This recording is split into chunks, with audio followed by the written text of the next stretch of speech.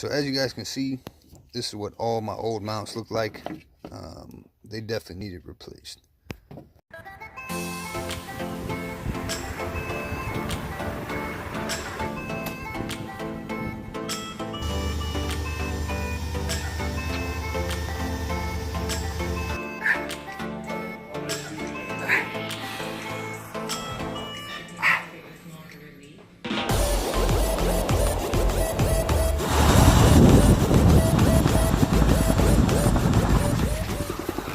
What is going on, guys?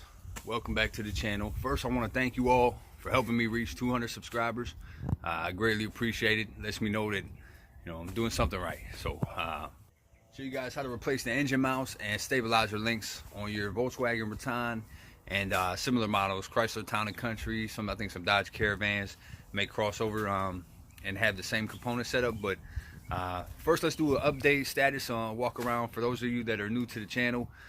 Kind of some of the projects I have going on around the house. And yeah, definitely, if you haven't already, please like and subscribe, and let's get into this. So for those of you that are new to the channel, we bought this salvage title Range Rover and kind of rebuilt her, got her back on the road. She definitely needs a bath, but it's pretty much good to go. There's a ride height sensor I got to fix and some cosmetic stuff. I think I'm going to replace the headliner, some of the pillar fabric. It's kind of separating and coming apart. I am thinking about possibly paint to match. See the gray side steps and some of the gray trim and the wheels. I was contemplating in the pillars, possibly in the mirrors. Just paint to match, so everything is paint to match white, and maybe do like pearl white wheels, along with the vents and markers and handles. Just white everything out. But definitely let me know down in the comments what you guys think, if that's something you're into. That's something you might like. Definitely stick around and be doing some upholstery, probably messing with that ride height sensor, and just kind of doing the finishing touches on this Range Rover. She's really clean. Like I said, when we got her, she wasn't running, and you can follow my series on how we got this thing back on the road. As for my daily truck, I've had this truck for 16 years, my daily driver. And obviously the other day on my birthday, I had locked the keys, left the keys in the ignition and locked them in the truck, and I went to wiggle the handle, and yeah, as you can see, I ripped it right off. Don't ask me how. I didn't think I was pulling that hard, but yeah, I literally ripped it right out of the truck. But I have a new one, ordered the new one off Amazon, came in. So yeah, I'll probably be replacing that in the next video. But yeah, let's get to this Volkswagen. All right, so first, I already knocked out the stabilizer links, so I'll kind of walk you through. They're super simple. Show you guys how to do that real quick. So if you can see, most times when you go to break this nut loose, the whole spindle will spin on these stabilizer links. Yeah, so what you have to do is, this one has a nut on the back side also, but it also has this star bit in the center. So I prefer this star bit, hold it in place.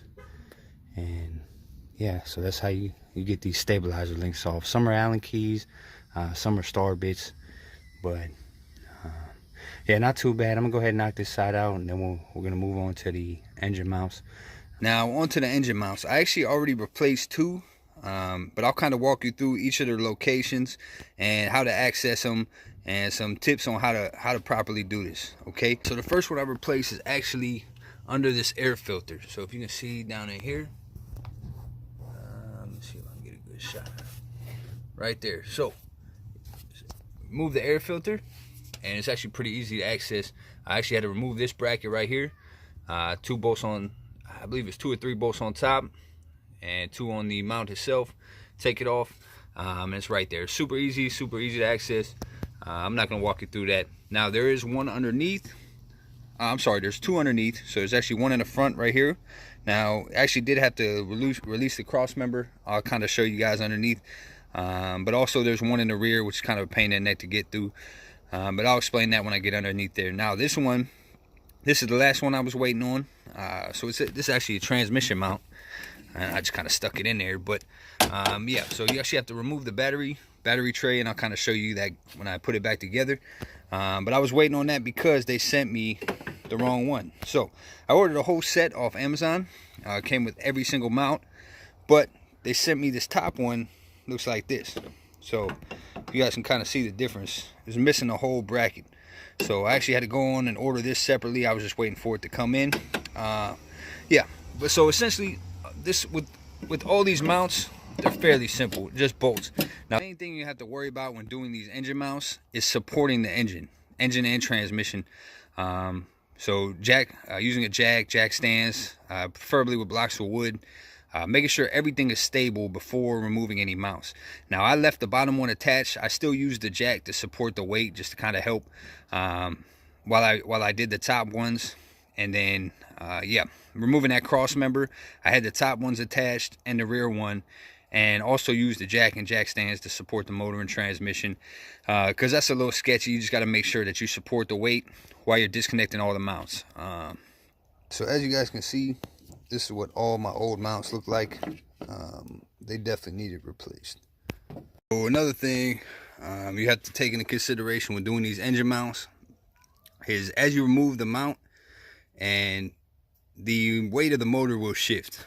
All right, so you guys can kind of see, as you can see now, the motor has shifted back. So I have to try to pull the motor forward to line up the mounts. Now, if I was in a shop, obviously with a lift, I could, you know, set transmission stand underneath. But I'm doing this in the driveway, so we're gonna get creative. So as you guys can see, a little bit of ingenuity. Got it a little bit closer. So now I'm just gonna take a pry bar from the other side and try to pry it over a little bit. Like I said, it's not ideal, but I'm gonna get it done. All right, guys. So just so you were aware, on this transmission mount, I've been messing with this thing for a couple minutes, and engineers are finding work again. So I actually had these 4 top bolts in, and there's actually 2. If I can get a good view of that are down here on the front, one on each side.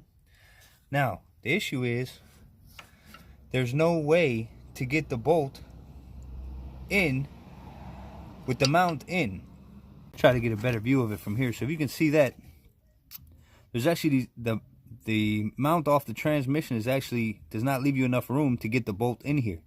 So I actually had to take these 4 bolts back off, lift it off, put the bolt in the mount itself, and slide it down in, with trying to hold the bolts on each side, and actually start a couple threads on each side to get both of them on. So yeah, pain in the neck. Engineers find it work again. You can see that other one. But yeah, just be aware, you actually have to feed the bolts into the mount before you slide it in place. Pro tip. Alright guys, so she is all buttoned up. All the bolts are in and tight. Now I'm going to go ahead and get this buttoned up, put that line back on, get the battery tray back in, and go to town. Battery tray is back in. There's 1 bolt there, a nut right here, and another bolt right in here, and or 1/2 inch, and that's it.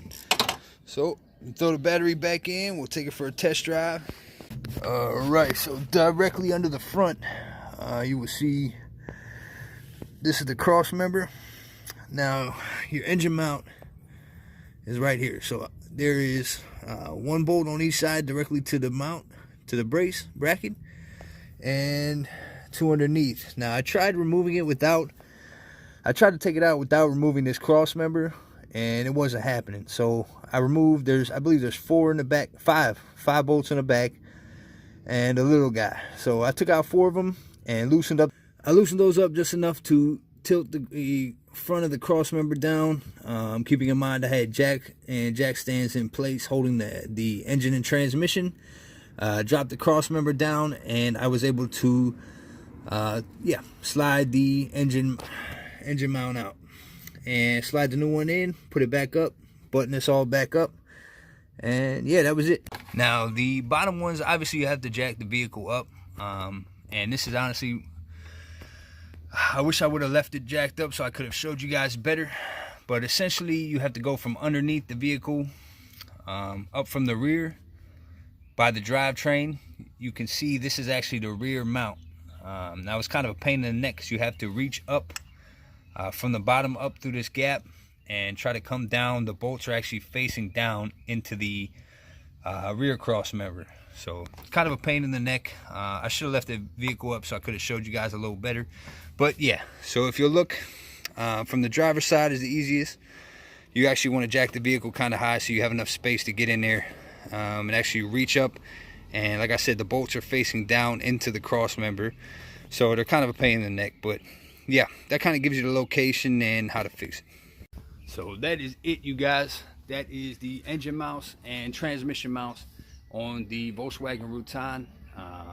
Sorry, I'm going to be working a little, bring you guys some better content. I'm going to be getting a tripod and trying to get you guys some better angles and actually walk you through the whole process. So I'm trying to do a lot more of these projects and build this channel. So if you haven't already, please like and subscribe.